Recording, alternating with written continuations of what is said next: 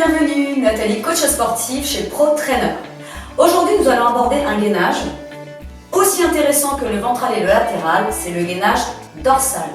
En quoi il est intéressant? Il va vous permettre de raffermir tous les muscles dorsaux ainsi que les muscles lombaires, engagement total au niveau des fessiers et également au niveau des ischio-jambiers, l'arrière-cuisse. On a tout à y gagner. Nous allons nous mettre en place pour ce gainage dorsal. Je vous propose de nous mettre en appui sur les coudes. Alors tout de suite, placez les coudes dans l'axe de vos épaules.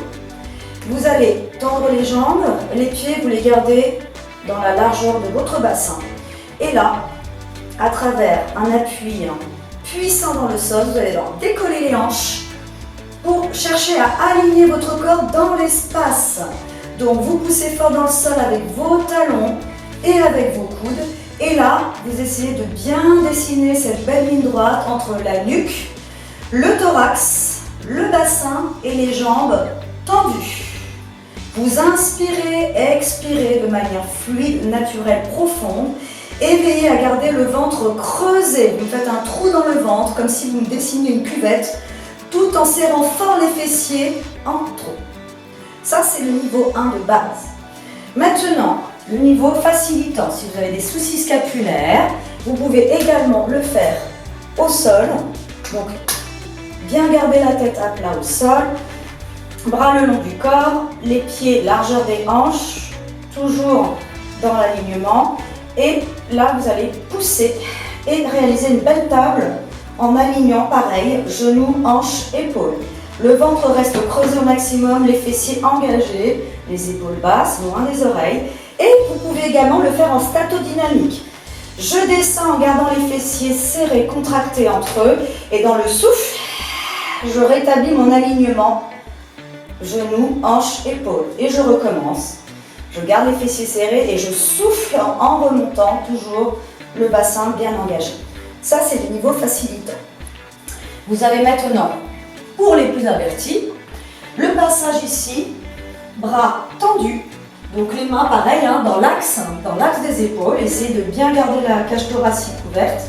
Et là, il s'agira de repousser directement avec ses talons dans le sol pour chercher cette belle ligne droite, toujours alignement, nuque, thorax, bassin, jambes. Et j'inspire, j'expire sans rien changer. Et en gardant toujours les hanches bien stables. Inspire et expire, creuse ventre. Voici les 3 erreurs à éviter sur ce placement du gainage dorsal. La première, vous vous positionnez ici et vous placez vos coudes à l'extérieur de l'axe des épaules ici. Donc là, la difficulté, évidemment, sera de décoller correctement les hanches et en ayant comme défaut l'avancée des épaules dos rond. À éviter. La deuxième erreur, les coudes sont placés correctement, vous décollez les hanches ici, mais il y a un affaissement au niveau du bassin en direction du sol. Donc là, le travail est quasi inefficace. Il n'y a pas de gainage lorsque tout est relâché au niveau des fessiers et au niveau du ventre. A l'inverse, le pontage, troisième erreur à éviter, c'est lorsqu'on pousse trop le bassin vers le plafond, le ventre gonflé et le dos creux là. Attention, le creux du dos, ça va créer des pincements au niveau des lombaires. Donc là, exercice également dangereux et douloureux. Aussi, je vous conseille vivement de pratiquer cet exercice en complément du gainage ventral et du gainage latéral, car ces 3 exercices vont vous permettre de activer, de renforcer, de sensibiliser au maximum votre sangle abdominal et dorsal et de chercher vraiment à rétablir un bon équilibre sur votre bassin. Travail de la sangle abdominale à 360 degrés. Pour plus d'informations, n'hésitez pas à venir nous rejoindre sur notre site Pro Trainer ou bien sur les réseaux sociaux Instagram, Facebook, YouTube. À très bientôt et bon gainage!